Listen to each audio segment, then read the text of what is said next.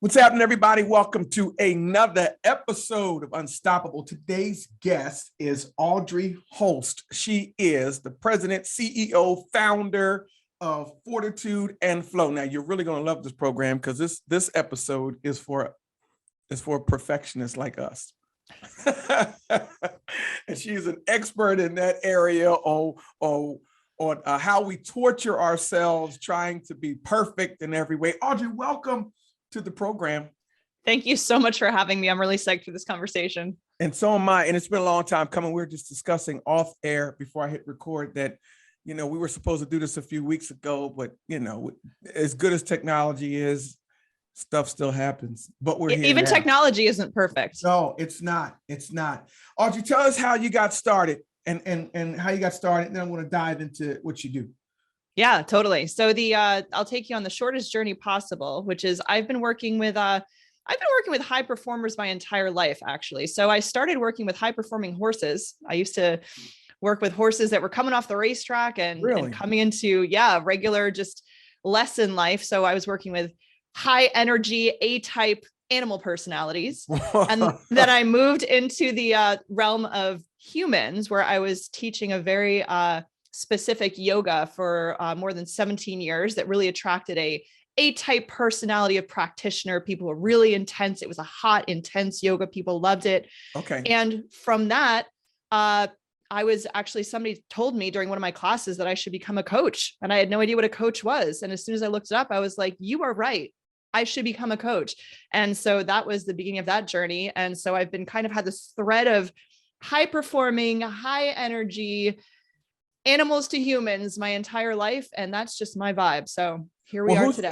Here's the $1 million question. Who's easier to work with, the horses or humans? I think we know the answer. Yeah. Spoiler alert. It's not the humans. Right.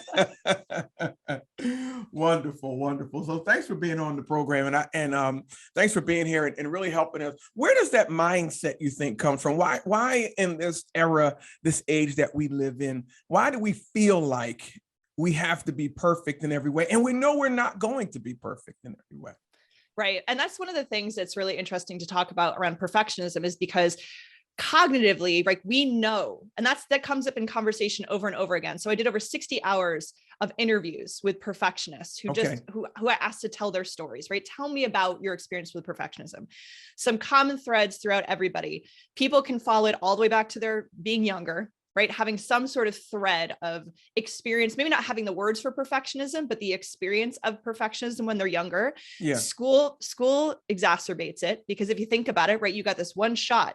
You get a grade. You don't get a chance to say, oh yeah, now I want to learn and see how I can do better on that test. No, you get the one grade on the test and then we move on. Right. Yeah. So I feel like school exacerbates that. And if you don't get the A, you're not a good student. There's a permanent record that I've never seen. The world is going to throw you away if you're not perfect in your grades. Okay, I get it. Yeah. Yep. And then, right, certain ways of behaving in school get certain accolades and certain, other ways don't. And just that the general, growing up in our families, there's certain dynamics that happen that kind of bring us up through that often. And then as we get older, right, there are so many things, especially in modern day society, that are teaching us that there's a very particular way to be. If we're looking at people on media, like our media is so curated. People talk about social media all the time. It's very curated front of what people's lives are. And it's lies and deceit. It's not the truth, but we internalize that through our nervous systems as this is what's going on and what's wrong with me. Yeah. And I think it's designed that way. I think it's purposely designed, and I don't know why. It started with advertising years ago, always advertising that we needed a product. I didn't know I needed it until you told me I needed it. Right. I didn't know I needed it until I found out it existed. I don't know how we ever lived without it. And so all of these conditioners, and I get it, and it starts at an early age. Is that what you're saying? It starts in the school years. It starts at home. We as parents, we naturally want our children to do better. And so if we feel like we need to be perfect, my God, the pressure we put on our children. Yeah. And there are studies that are showing now that these generations coming up, the perfectionism, right? We'd be thinking there's some thoughts to make, oh, great. Like, these next generations are just going to get it right. They're going to get it better. And actually Yeah. the next generations coming up are more anxious and more depressed than previous Yeah. generations, Yeah. orienting towards this level of perfectionism. And you wonder why everybody needs therapy. And the therapy is not a bad thing, but Sure. you wonder why, how at 8 years old do you even know the term stressed out? Right. Anxiety and depression at such a young age. It's Yeah, like, you're this is 8. not. I was outside riding bikes. How do you know now at 8 years? I was climbing trees, and our society's conditioned. So how do you deal? What is the first thing? Okay, someone comes to you. Um, let's start with the younger age first, and then we'll move into adulthood. I don't know if you work with children, but let's just start around middle school. Are you coaching any of them? I have to be perfect. I'm less than. I'm trying hard and I'm getting C's and D's and I'm trying hard, but I'm being made to feel less than because I'm not an A student like my brother. Right. Right. Well, I'm teaching that, I'm coaching the adults who have the children. Right. So I'm kind of working Okay. on that, So on that. what do you say to mom and dad who puts that on the kid? Right. Well, a lot of it is the orientation, right? What are we Gotcha. oriented toward? Because Yeah. that's the whole thing, right? If we're trying to be perfect, okay, well, let's look at that. Like, what are we orienting toward? What's the end goal? And what's the behavior on the pursuit to that end goal? Because that's one of those things that comes up in conversations, the differentiation between excellence and perfectionism, right? What's the difference? They look kind of similar, right? Yeah. But a lot of it is the impact on the person and the process that they go through themselves, right? If there is this personal, like, if I don't hit this goal, then there's something fundamentally messed up about me. That's a problem, right? Yeah. If we are going towards a goal and we're working hard and we've got our support and we're doing the best we can and we don't hit that, so, again, we don't hit that goal, whatever that means. If we can say, okay, like, I've learned something, I've grown, I tried this, it didn't work, and I'm still ready to just go on to the next, that's a very different thing. Perfectionists often don't even go towards the goals because they're afraid they can't, or if they do hit it, now they've got a new level, right? That happens with perfectionism too, is they hit that goal and now it's in their head, it's like, well, I gotta surpass that next time, which is a level of pressure which is unsustainable. So you're saying that there's a difference between operating in excellence and trying to be a perfectionist. That's exactly right. Doing the best I can and giving it all I got. That's operating in excellence. And I may fumble along the way. I like what you said, that a perfectionist may not even try. Yeah. Yep. So where does it end? Where does it stop? And I'm asking this for my perfectionist. So you hit the mark. You're a perfectionist and you hit the mark. Where does it stop? Does it ever stop for them? It often doesn't. And that becomes the issue. Like, a lot of clients come to me because they're like, I've got the successful career, I've got the family, I've got all the things that I've been working so hard towards. Like, when I look on paper, it's there, I've got it. Yeah. And I thought I would arrive and feel differently. And I still feel this compulsion, this, like, I got to do it, I got to get it right. It hasn't changed.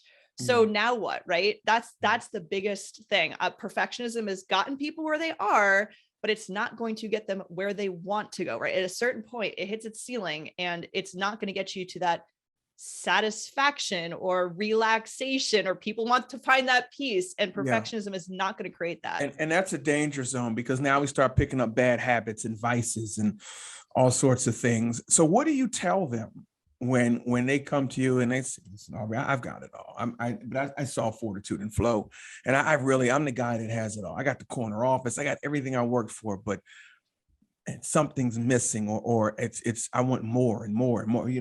How can you help deprogram? If I'm that guy, how can you help deprogram me? How can you get me started on the right path? What do we do? Right. The biggest thing is just starting to, we break things down to basics, which is actually really frustrating for perfectionists because they want complicated tools. They want things that, like, have a 20-step process to them, right? They want it to be like a big thing. Yeah. And we're going to break it down to the most tiny basics, at the very basic, right? perfectionism is a bit of a survival mechanism. It's the survival mechanism that kicked in when we were younger. It's a tuning of our nervous system towards a certain way.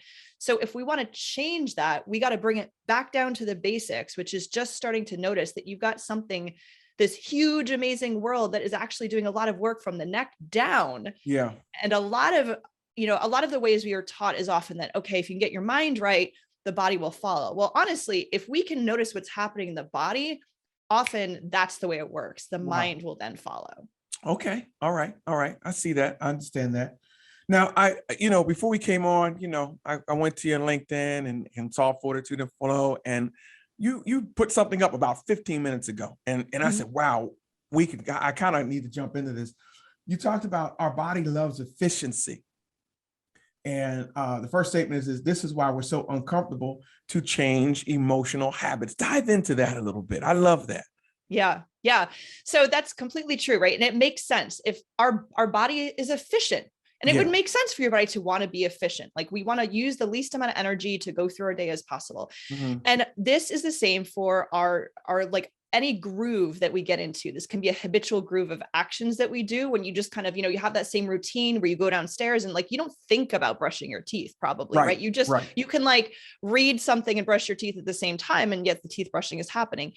Same thing happens with basically our sort of emotional orientation, which is one of those things that happens with perfectionists, where there's that kind of drive that's happening in the background all the time. And to be gentle towards ourselves. And all this, I'm speaking as a reformed, constantly reforming perfectionist myself, right? I'm not one of these people who's, preaching from the hilltop going like, I've had this figured out my entire life. No, this is a lifetime practice myself too. Yeah. Right. So things like guilt, right? And this comes up a lot when people start to try to change habits. Oh my gosh, I feel so guilty. It's one of the first things out of their mouths. It's like, yeah, that's normal. Right. That's normal. Guilt is normal, right? That's the programmed response based on conditioning, based on past behavior. And now that we're trying to do something different, that guilt is going to be really loud because that's the efficient groove. Okay. So to start training something different is really uncomfortable. And those grooves tend to get louder, right? The guilt's like, hey, no, the efficiency's over here. And so when we're trying to work our way out of that, it can be really tough in the beginning. And we want to get out of that so quickly, without giving it time, without giving us ourselves time to change the behavior, argue with ourselves. I mean, it's when I'm a gym rat. All right. So I hit the gym all the time, and I switch my gym time to very early in the morning. 4:30, 4 o'clock. Ooh, did my body like it? Yeah. Did it like it at first? No. It was fine with going at 11 a.m. But I had to work more efficiently with my day, and I knew I had to get that in there. I still argue with myself sometimes when that alarm goes off and them feet hit the floor at 4 o'clock. But if you do it long enough, now if I skip a day, then I won't feel efficient anymore. I feel it's reversed. Now I feel guilty if I don't go. Right. Now you've got a different groove. Now I'm still going to go, but if I go in the afternoon, I'm going to be upset with myself that I didn't go at 4 a.m. Right. This is a weird thing going on, but I totally get it. Just saying. So every time we create new actions, new habits, and replace the old one with the new at the same time, I'm a big advocate of you just don't throw out an old habit. You have to replace it with something. Yes, absolutely. Immediately. I also feel that way about thoughts. You can have a bad thought and I got to remove that thought. Immediately replace it with a positive thought. Immediately replace it. Because the moment you say, I always say, change the channel. The moment, I don't know if it's like this for you, but the moment you say, I'm not going to do it, I'm not going to do it, I'm not going to say it, what do you end up doing? Doing it and saying it. Right. And the not, right? The brain doesn't process the not. So you have to do the two, right? What is it that we're going to do? And the thought thing is, this is a really great thing that you're bringing up, right? Is changing the thoughts for some people. And I'm one of these people. When I try to like work on the thought level, it doesn't work for me. I don't have the way my brain works is like, if I try to replace the thought, it doesn't really work. For me, I'm a very kinesthetic, again, it's that body centeredness for me. Yeah. I have to tune into how am I feeling? What's the sensation? What is the overall, what's my system like? Okay. And what am I focusing on? Where's my focus? Where's my concentration? Am I putting all my focus on that intensity in my chest, or that, that uneasiness in my stomach? Is there something else that's present here? Is there already calm in my system? Is there already chill in my system? Can I put my attentions there? Right. So depending on how your brain processes stuff, you might go to a thought level, you might go to a body level, you might go to an imagery level, right? Yeah. There's different ways we can change those channels depending on how we're built. Yeah. Yeah.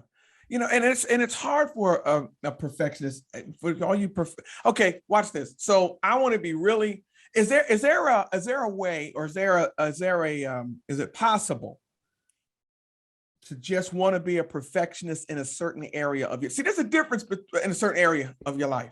I think there's a difference in wanting to do your best, and then wanting to be a perfectionist.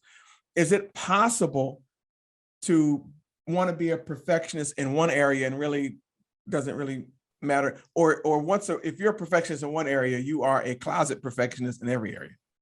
Well, this is such a good point. So I've had conversations with people who are like, well, I'm not really a perfectionist because I don't do perfectionism perfectly. And it's like, okay, they're like, my desk is really messy. Yeah. I'm like, okay, great. Yeah. Right. There's total possibility that you can have a very specific idea about certain things in your life, and other things are, just kind of doing their thing. No big deal. Yeah. We all have those fixations that we have on the things that we feel have to be perfect in order for things to be right. And again, it's like often at a very cellular, like deep level where, okay, I got to get this perfect for a safety aspect, or I got to get this perfect for a belonging aspect. It's often socially oriented, which is why changing perfectionism in the context of other people is really helpful to change those grooves by working with a coach or being with people around you that encourage that behavior that you want to change. Yeah. And I think perfectionists need to know that they worry about perfection more than other people who have hired them or who have them in their space. Like I know humans are humans. We mess up. We drop the ball. And I think I have to tell the perfectionists around me, it's okay. Yeah. But that makes a big deal, right? That makes Yeah. a big deal. And that happens a lot in our spaces with scheduling or, oh, I've forgotten. Oh my gosh, I'm so sorry, I forgot. Or people get really, upset about that sort of stuff. And I think that as we treat people differently and give them permission to be human, it makes a big difference in how people can show up and how they feel about, not getting everything perfect all the time. Yeah. There is professionalism. There is excellence, but we don't have to. I don't have to be perfect in every way. And you don't have to beat yourself up. And that's the thing. Right. That's the training that happens, is that beating yourself up level. Yeah. You have here too. You talked about doing what's doable. Let's talk about that. Doing what's doable. What would you? How do you coax a perfectionist to say, wait a minute, let's just do what's doable in little steps? Right. Yeah. So the gym analogy, which I use in the post, which I think is such a good one. I know you've mentioned this in your, right. What you talk about sometimes is like, okay, if you want to do a push-up and you are not strong enough to do a push-up, just trying to do a push-up over and over and over again does not allow you to do a push-up, right? You have to start at what is the muscle capable of? What is your body actually capable of? Maybe you're starting from your knees. Maybe you're starting from a countertop, right? How can you prep the body? Again, it's nervous system, right? The body has to orient to what is safe. Your nervous system has to decide that this is a movement it's capable of. And then the body goes, oh, okay, well, this is like a new information. This is, I'm going to start tying this into what's possible in the physical realm, right? Same thing happens with any sort of habit. People get to, okay, well, like, I really want to start meditating. So I'm just going to start meditating like 20 minutes a day, every single day. Yeah. Okay. And I'll be talking to people. Okay, well, what's the goal on the meditation, right? Like, what are you hoping to get out of it? And they'll be talking about their goals. Okay, well, I want to be able to, have more peace in I just want to be able to, be peaceful all the time, or this or that. And sometimes 20 minutes of meditation isn't even it. Sometimes these are people who cannot sit still for more than 2 minutes. There's no way they're going to sit for 20 minutes. Let me interject too. Yeah. Meditation's work. Yes, it is. Meditation's work. Yes. How many times have you sat down to meditate and, man, did I leave the oven on? Yeah, I mean, meditation's work. Right. Yeah. And so for some people, sitting is not even the start. I'll say they're going to go for a walk and they're just going to try to pay attention to what it feels like to be on a walk. Yeah. Because they're not there at the sitting in stillness piece. And then they start to get interested in this sitting a little bit more. Okay, like I've done the moving around thing, but again, it's like, what is doable? What's already in your life, right? Like sometimes it's not building in a new habit. Sometimes it's like, what can we just integrate into what already exists? Yeah. I like that. I like that. What already exists in my life. There's a story, and I know you've probably heard it. It talked about, it's called Acres of Diamonds. Acres of diamonds, and it's old. It goes way back, but it talked about a man who was given a farm, 40 acres and a mule, and he was tilling his ground, and it was rocky and it was horrible. He couldn't stand it, but he heard of diamonds over in the motherland Africa. So he goes to Africa and he invests all his time trying to find diamonds, didn't find a blessed thing. But meanwhile, the guy who bought his farm, while he was cultivating his farm that he bought from him, the rocks that he thought were rocks ended up being a diamond field, ended up being acres and acres of diamonds. And what the story brings us to is stop looking elsewhere. Stop looking for greener pastures when you have inside of you, all around you, you have acres and acres of diamonds if you work it right. Yeah. If you do what's doable, if you work it right. I was telling my team today, so you got to stop. Don't look at greener pastures because somebody's looking at the pasture you're in. Yeah. always. That's always the case. Somebody's looking at your pasture going, it looks pretty good over there. Yeah. So I love what you said. Do what you can. I'm not going to sit and meditate like the Dalai Lama. I can't do that. But I can do what I can do in my pasture until I grow to that, in my acreage of diamonds, until I grow to that. I mean, I love what you're doing, and I love how you are making it. You're telling perfectionists it's okay. None of us are perfect, and you're going to stay up at night all night long trying to be perfect. I love that. So talk to us about your company. Talk to us about your company. Yeah. So Fortitude and Flow, the origin actually of Fortitude and Flow was just the concept of none of these things can exist without the other. We can't have stillness without movement, right? The body, even when there's stillness, there's always movement happening. Even when there's strength, there's movement happening. So there are these things that are always, there's no like arrival point where like, okay, now everything is handled and nothing moves again. And it's right here. It's in my tight fist. No, there is always this ebb and flow. There's this fortitude that we are always required to step into. And there's this flow that comes from that. So that is the origin of the name. And again, the origin of the work I do comes from a lot of the yoga and the mindfulness and the movement that I've done for 17 plus years. And the work that I do with clients is around the framework that I use, which is noticing, discernment, action, and integration in that order, right? You got it. A lot of people, right? They want to do the perfectionist 2-step. Yeah. The perfectionist 2-step is see it, get it right. See it, nail it, right? It's very reactionary. Yeah. Slow it down. When I first start working with people, the first thing I have them start doing is noticing, which makes them nuts because they're like, well, when are we going to get to the work, right? Like, when are we going to fix this thing? Sure. We don't have enough information. You've only been noticing what you've been noticing on the surface. Let's start noticing environment, physicality, your day. Just practicing noticing is a hugely transformational thing. And I just love when people get in there. So that is the principles that we work through and then spread out from there. So it's noticing. What are the 3 principles? Yep. So noticing is the first one. Yeah.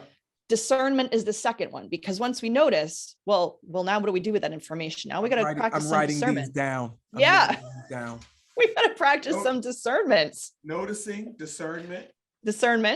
And then we go to action, and we talk about action. It's exactly what we talked about previously. It's small, doable, experimental action. Because that's the thing with perfectionists too, is often the action they take has to be exactly right, or they don't take any action at all. Well, it's experimental. You're not committed to this for the rest of your life. We're going to try it this time. And then you got to integrate. Yeah. Integration is things have changed. We got to reflect. We got to see what happened. We got to evaluate whether that was helpful or not helpful. And who am I now? Every time you take action, every time you do something, you have shifted, right? Something has changed. So we got to integrate it. Of course. And, I think what we kind of deduced and what I've deduced from this is being a perfectionist will definitely keep you from reaching your full potential. And it'll keep you from reaching and from servicing and for doing for others. It definitely keep you from being who you were called to be and purposed to be. Mm-hmm. I think this mindset of being a perfectionist is a dangerous, it sounds good, but it's a dangerous place to be. Yeah, 100%. And I wrote down noticing, discernment, action, and integrate. Now, for those listening, how can they link up with you? Where can they find you? They're still, they loved what we talked about. They're still struggling with it. They want to go further with you. Tell us how to get in contact with you. Yeah, absolutely. So with all of the research that I did on perfectionists, I actually identified 5 archetypes of the perfectionist. So if you go to fortitudeandflow.com/perfectionist, you can get the guide on the on the 5 archetypes. It's a free guide. And then I'm also just like Ralph just said, I am on LinkedIn and I post regularly tips and perspectives that can be really helpful if you are in that perfectionist camp. So Audrey Holst on LinkedIn, come find me. Follow her, find her, communicate with her, and you might not think you're a perfectionist. Go ahead and look at the 5 archetypes. I mean, you might be, or you might see something starting to creep up in your life. Mm-hmm. Like, wait a minute. And let me ask you this too. And let me say this. I think perfectionists expect everyone around them to be perfect. Do you see a lot of that? It's a bit of a combination. There's certain the sort of classic archetype often has that high expectation for others. And some of them don't. Some of them it's really just it's more of a self-inflicted expectation. Okay. They don't have it on others. So it does depend on on your personality. Okay. All right. Yeah, because we got to be kind to one another. We have to show grace. We have to show grace. And that's when you're a leader, and I know I have people who lead companies listen to this podcast, we want things to be right, but we have to be careful that we don't require perfection because we ourselves are not. Mm-hmm. Humanity and compassion are really important things to keep at the forefront of our considerations for ourselves and others. Amen. You said at the beginning of this that you worked with horses. The horses pick this up faster than we do, don't they? Oh, so much faster. So much faster. As long as there's consistency and there's that consistency. And again, it happens with humans too, but consistency is what changes those grooves. Yeah. Audrey, thank you. Kindness. Kindness. Exactly. Thank you for your time. Thank you for taking out this 34, 35 minutes, 40 minutes with us and just giving us some insight on perfectionism, the dangers of it, being careful to see it in ourselves. And, guys, reach out to her, find her, work with her. This podcast is about leadership. It's about building and growing. Now I got one last question for you. If you had access, so if you were able to put a billboard anywhere in the world, where would it be and what would it say? Okay, so I'm going to go with a flying billboard. I want to go with one of those billboards that like planes drag across, when you're sitting on the beach, you see those planes. All right, Audrey. It's going to be a little bit long. But it's going to be perfect. Perfectionism has gotten you where you are, but it's not going to get you where you want to go. I love that. It's gotten you where you are, but it cannot take you where you want to go. That's it. Thanks for being on this program with us, guys. Thanks for listening to this episode of Unstoppable. Again, reach out to my guest, my new friend, Audrey Holst. You can find her on LinkedIn. You can go to her website, Fortitude and Flow, and let's work this thing out. But most of all, let's be unstoppable together. Until next time, bye-bye.